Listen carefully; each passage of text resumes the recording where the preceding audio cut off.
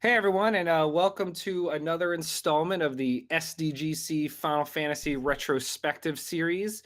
Today we are looking at Final Fantasy IX.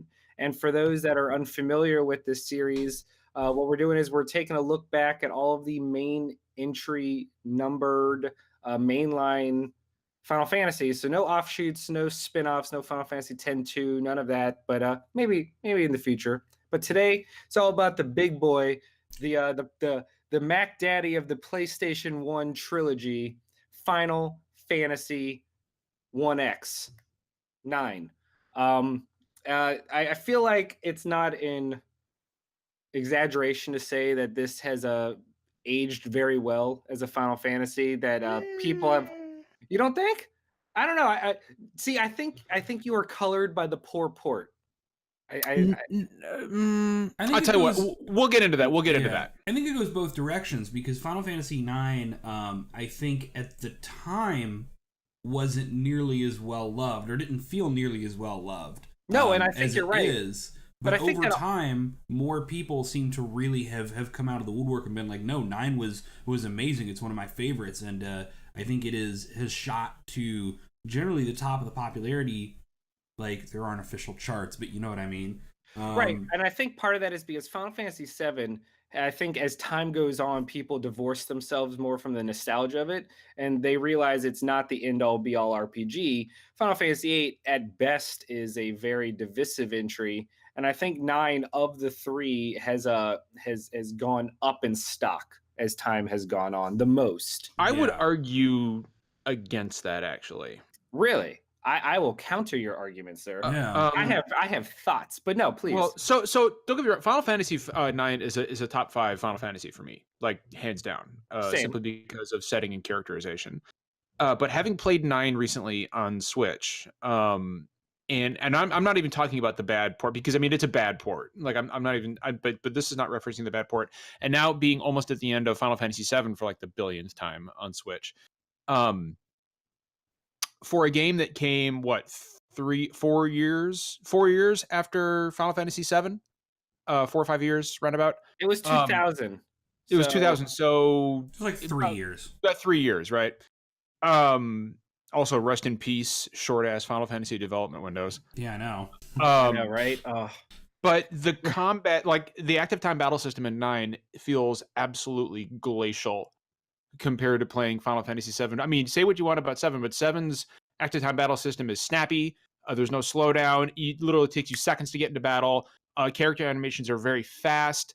But in Final Fantasy IX, like literally, it doesn't matter if you're playing the PS version, the Switch version, the PS1 Classic on Vita. It can take sometimes up to 25 seconds for that battle to load in, with the initial little spinny into, you counter the enemy in the field and, the the battle starts. the Yeah, the little cinematic swirl, the spin. vortex. Yeah. Yeah, the It's a vortex. very slow, and even people who love Final Fantasy IX, it seems it's pretty universally understood that the game's pacing into and out of battles is incredibly slow, and that's Oh very yeah. very rough on But the not only pacing. that, but like even like character animations during battle, like if you select the fight command with Cloud, he dashes forward, he hits him with the sword, he dashes back, done, right? Zidane sits there, he gets his weapon up, he winds up, he spins it over his head, he comes in, he hits, he gets back, and he assumes his regular. Like it just feels so plotting and Well, slow. and there's a lot of character And to that animation, but again, there are ways you could speed that up. Like yeah, but I that's think artificial though. well, Like I that's what I'm mean, saying. Is there's ways like it's not that it's a bad thing to have Zidane actually like kind of do a little bit of flair to get into stance, but there's no reason that it needs to take that long for him to do it and then have the wait period and then have him dash forward. Like part of that is I don't want to say we know more about animation now than we did in 2000, but maybe we as an industry and as a fan base do a better job of talking about this. A lot of FF9's like plotting, pacing, and animation, and in combat could greatly have been sped up. But I think that despite that, like FF9, because that's really the one Yeah, true like criticism of that nine is and its it's a big pacing. one. It's a It big is. one. The battle system that is slow. But I I mean, don't I think mean, I mean, I mean, Finn, is that something that you would agree with? Oh, of course. I mean, anyone that argues against that is It's just dumb. It's wrong. well, I Like, mean, you can't argue against it. It's an objective fact. The battle system is the slowest of that era, and one of the it's one of the slowest in slowest the in series. Final Slowest Fantasy. overall. Yeah. Yeah, but I don't think, for me at least, it does anything to detract from why it's still so great. And I mean, you said it yourself; it's still a top 5 for you. So even you would agree that it doesn't Oh actually yeah, distract no. from the I, game. I'm not gonna be like, oh, I'm done. I'm not gonna play this anymore. Yeah.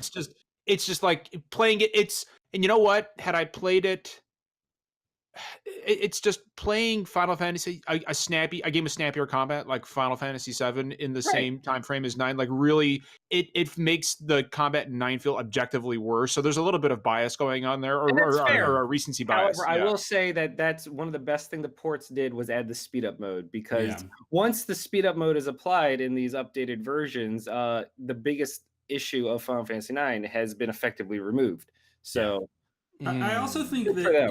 even if the game itself Except for is Tetramaster, there's just no saving that. even if the game itself is too slow in its combat system, I do think that having it be relatively one of the slower Final Fantasies isn't inherently a bad thing, because Final Fantasy IX's kind of tone and structure lend itself towards being generally a much more laid back and lighthearted affair, even when it's at its most serious. Like, this is not a game that is running to its end point, you know? So having it be a little bit more, I mean, you see that even just in the cast, right? Where the cast are generally a more, I don't want to say cartoonish, but like, No, but I was going to bring that up. One of the things that I think makes Final Fantasy 9 so great is following the progressive effort towards realism and grittiness that 7 and 8 employed.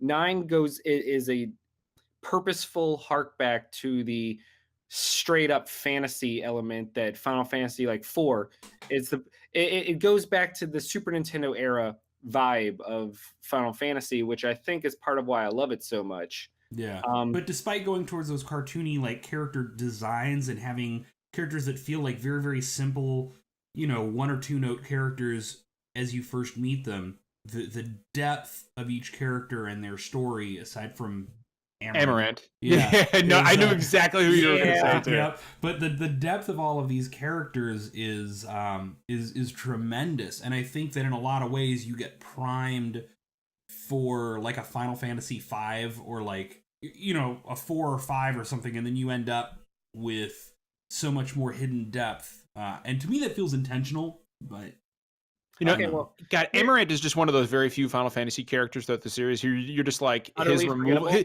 his removal would not affect the game in any no, no, negative form at all. he basically might as well be a bonus character from like Final Fantasy, like Gogo or Gogo Umaro, or Umaro, yeah. like even Yuffie and Vincent have more to do with the plot in 7 than Amaranth as an actual character does in 9. yeah, And I was gonna say, it's so- funny to me that Quina, who is the actual like bonus character, Right.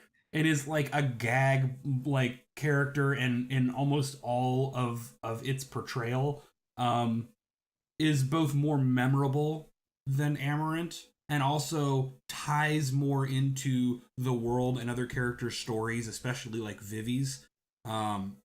You know, when you learn about the cues, like, and then what's Amaranth? Oh, he's just a moody redheaded kind of ninja monk. He joins Yeah. whenever in whatever disc. I don't even remember. And So let's what makes me powerful? can we clarify something, guys? Can we clarify something? Yeah. Do you say Vivi or Vivi? I say Vivi. I say Vivi too. It might be Vivi. I don't know if it's ever been pronounced somewhere. So. Well, just based on pronunciation of Japanese, it would Yeah. be Vivi. So I went Vivi maybe makes sense. I've been saying Vivi forever, but it could be Vivi. I'm not real hard It's on actually that short for Vivian. He one. just but no, so like real quick, as we naturally progress towards talking about the characters, Final Fantasy 9 has a lot of memorable ones, Vivi being the most obvious one. So Vivi aside, or Vivi, you know, whichever, who was your favorite Final Fantasy 9 character, and why is it Steiner? You know what? Steiner's grown on me as I've grown older. Like when I was a kid, because you have You to thought he remember, was too in cheesy? 2000, I was 9, guys. Oh, like, Jesus. so Oh, I did God, did not that like hurt you? Steiner at first. And FF9 is also the first Final Fantasy that I beat. So, but I didn't like him at first, but I've really grown to like him more and appreciate him. I still don't like him as much as I like Zidane and Freya. Those two, Freya. Zidane, Freya, and Vivi are like three of the best Final Fantasy characters. Period. If you ask me. I mean, yeah, I mean, Vivi is a top 5 Final Fantasy character. Period. Yeah.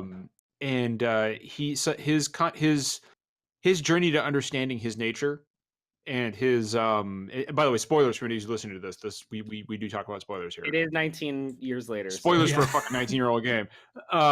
His realization of his limited lifespan and his acceptance of the fact that he is not going to live a long life is heart-wrenching. And not even knowing how long it would be, because he's different from even the other black mages. So yep. Like when that reveal dropped, it gave such a depth to his character that you really, because I mean, he is essentially, for all intents and purposes, he's a child. Mm-hmm. And he's a child who is accepted that he is going to die soon, like much sooner rather than later. And going to the Black Mage Village, and him having the conversation with kind of the chief of that village. I can't remember what his number is. But talking about death, and talking about there's this one Black Mage there who's like Mr. So-and-so, we put him in the ground and he's going to be dirty when he wakes up, and I'm going to wash him off in the river, not understanding that that Black Mage of his is dead and he's not coming back. Like, that whole sequence really, I don't know, really touched me. There's an innocence to the Black Mages that I found really endearing. Yeah. Vivi's story is also one of the best portrayals to me of like truly existential depression in gaming. Honestly, they put things on display that this character has to deal with. The fact that he's artificial, the fact that he's not gonna live for an exceptionally long time, the fact that there is no real great purpose behind his existence. He has to deal with a lot of heavy shit that is like the final act reveals for a lot of characters who may fall into similar tropes. He's got to deal with that right early on. I mean, you're from the first real story arc is coming to kind of recognize that Vivi is probably himself one of these dolls, basically. And to start there with a child character and show that struggle to find meaning, and show that depression, and show how that affects him, and then show him kind of have to come to terms in peace, not like, we found a solution, now I'll live like a normal human boy. Like, no, this is how it is, and I'm gonna have to make life what I will, given the hand that I've been dealt. I think this is very impactful, and you just don't see stories that are that like emotionally real very often in gaming. So, how about that final boss though? That look, all right. Good transition, John. Besides the slow pacing of the battle system, I think the second largest complaint levied at Final Fantasy IX is the swerve. The Necron swerve. But I don't want to focus too much time on him, because neither does the game. All I'll say is this: like they tried to go for a Zeramus thing, and it did not land. It did not. It did not. However, I do want to talk about Kuja. For my money, and I know, John, I already know you're going to disagree with me, because I know you love Final Fantasy 15. But for me, Kuja is the second best Final Fantasy villain. And I don't know if that's because there are so many parallels to him with Kefka, but I loved Kuja. I loved his the fact that this was the first Final Fantasy game since 6 where a villain seemed to seemingly succeed over and over again, and the heroes were always just one step behind. I don't know if it was that amazing CG moment or cutscene moment where he went into trance mode, destroys Terra. Yeah, I mean, Kuja is the second most memorable villain. Maybe that's a better word than better villain, but for me, please join in, because I know you don't agree with that, because I know you love your boy. If you had to ask me to rank the top 3 villains in the series from 1 to 3, I would say Kefka, Arden, and Kuja in that order. So like Kuja's definitely up there. Kuja's interesting because he has like I know that there are some parallels between him and Kefka, especially and some very visual parallels as well, like the feather in his hair, or for example, when he kicks Garland off of the platform, which I feel is a direct reference to Kefka kicking Gestalt Yeah. off of the floating continent. Um, and then his desire to destroy all life. He's flamboyant. He dresses flamboyantly. Yeah. His Kuja, Kefka, like there are definitely a lot of inspirations from taken from Kefka. The difference being that, of course, Kuja is still at his heart a redeemable character, where because he finds redemption in the end. He realizes he understands his wrongdoings and he atones for them at the very end. Kefka, there's no redeeming Kefka. He is an irredeemable character. I thought that Kuja's realization that he was about to die, that he had been given a limited lifespan, added a very interesting depth to the character. Because up until then, he was just he was a cool character, but he was very much your standard, like I'm evil and I want power, and because it's great to have power. But then his desire to destroy everything because he felt cheated, because he felt jealous, basically, that everybody else was going to get to live a long life. That added an extra layer to the character that I really appreciated. Yeah. Remember everything we just said about Vivi, and like so much of that is also true of. I mean, Zidane, you later find out, and then Kuja. Oh, that's an interesting parallel, Derek. Yeah. Is they are more temporary and more fleeting than the rest of life around them, and they are effectively artificial in a way that no one else around them is, and you see Vivi and Zidane both fall into depression at different points, because with Vivi, obviously, it's there kind of from the beginning. With Zidane, it's a very late reveal, and right. with Kuja, it's a very hard. late. Yeah, and with Kuja, it's a late reveal to the player, although not to him. But where Zidane and Vivi both kind of tackle with the existential dread of what the purpose is to their existence, and have to find out how to climb out of that, Kuja lashes out in anger and fear and frustration of the lot of life that he's been given. That's really very similar to these two protagonists.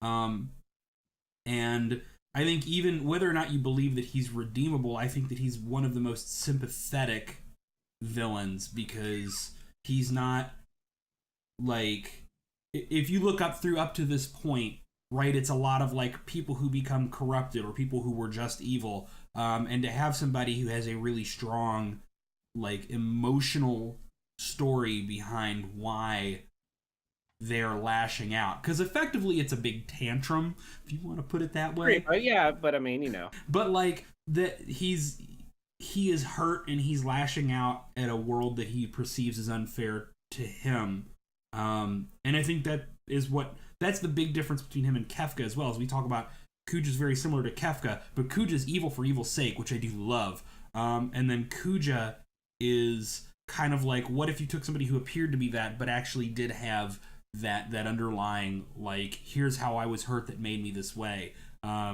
which does make them a lot of ways two sides of the same coin, since Kefka is very specifically the subversion of that. He's evil just because he can be. There's no backstory to it.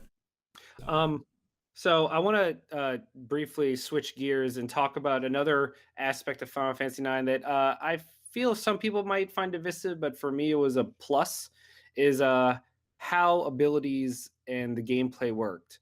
Yeah. And in Final Fantasy IX, you learn new abilities by equipping items and then battling to gain AP.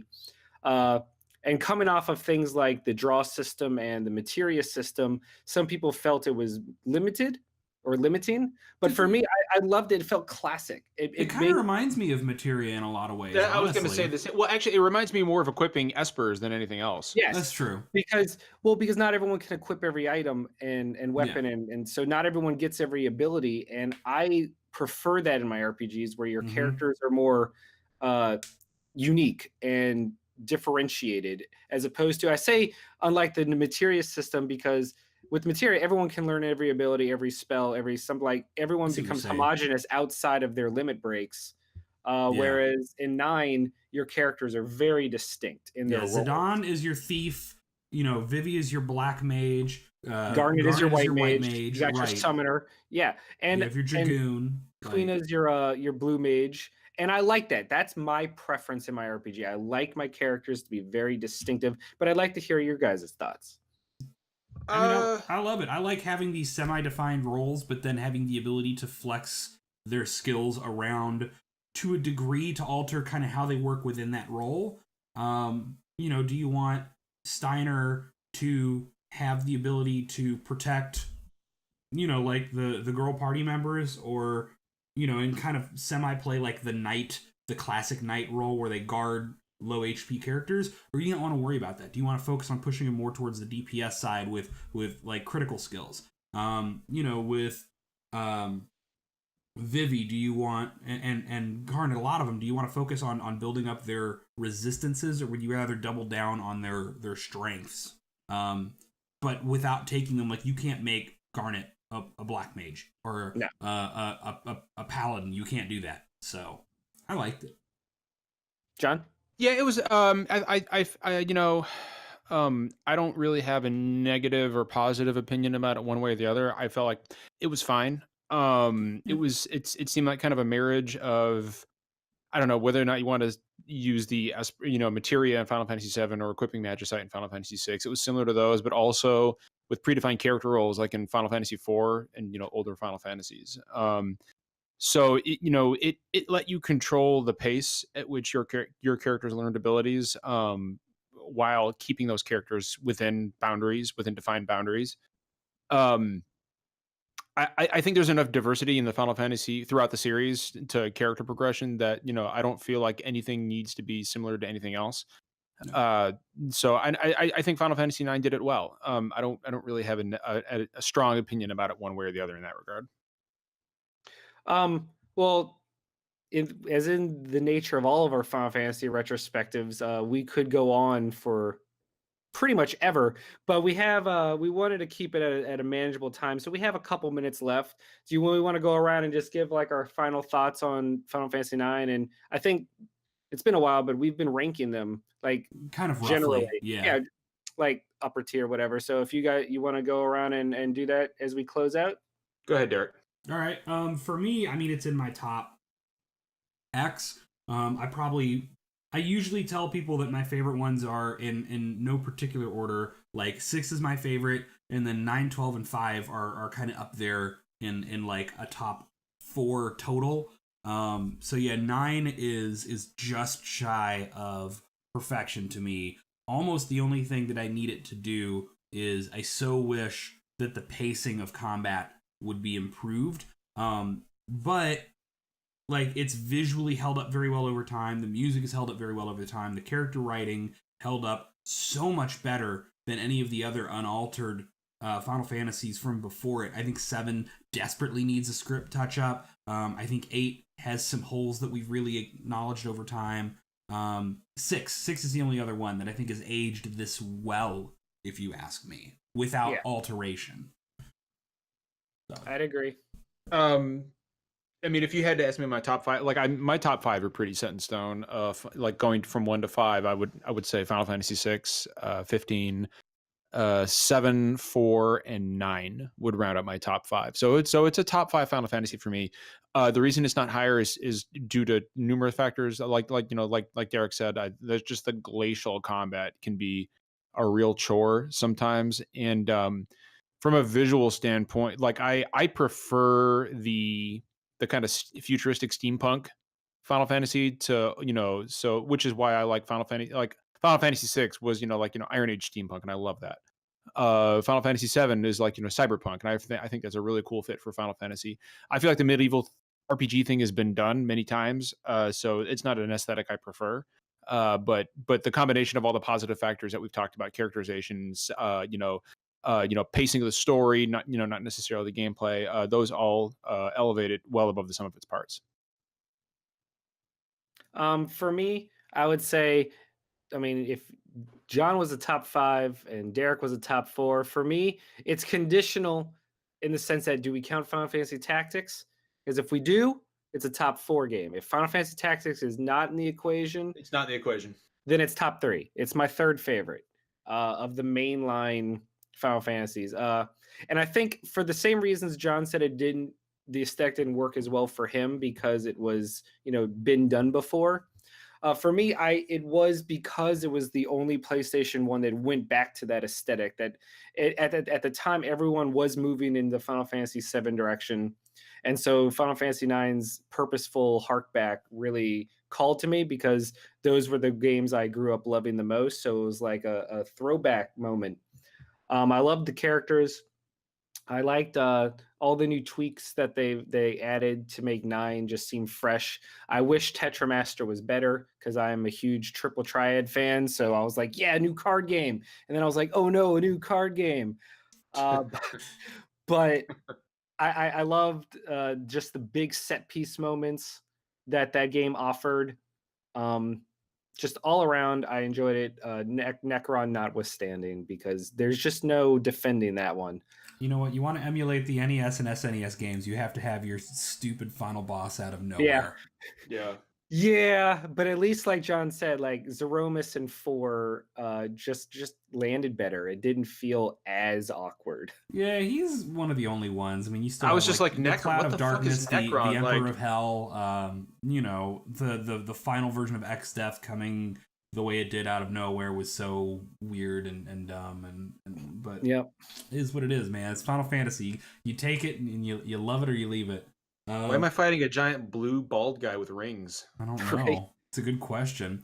I just want to Why- point out 6 and 9 are the only 2 that have been consistently in our top It's true. ranking. Yeah. That And all of us as very different Final Fantasy fans. So that should tell people something. We can all just agree easily that 6 is the best. It is the and best. Anyone that tries to fight you on that, It's wrong. they're wrong, and that's fine. I will physically fight somebody over it.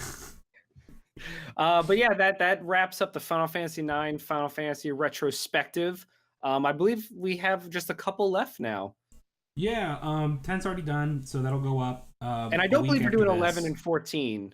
Right, No, because we're not not enough gonna of us touch- have the yeah. MMO experience. I didn't play 11, I played 14. I might be the only one of us who played either of them. Nope, I played 11. We can get into that later. It's Yeah, fine. yeah. That's not part of this conversation. But we'll do 12, yeah. we'll do 13, we'll do 15, and then we'll be done with the main lines, and we'll figure out what we'll do from there. So, All right. Well, as always, we love you guys. Official SDGC. Check us out on the Twitches, on the YouTubes. We have our live show every Thursday. You can follow us on any of our numerous social accounts. John's beanie is actually in charge. Second in command is Saki. Just live your best lives, everybody. Have a great day.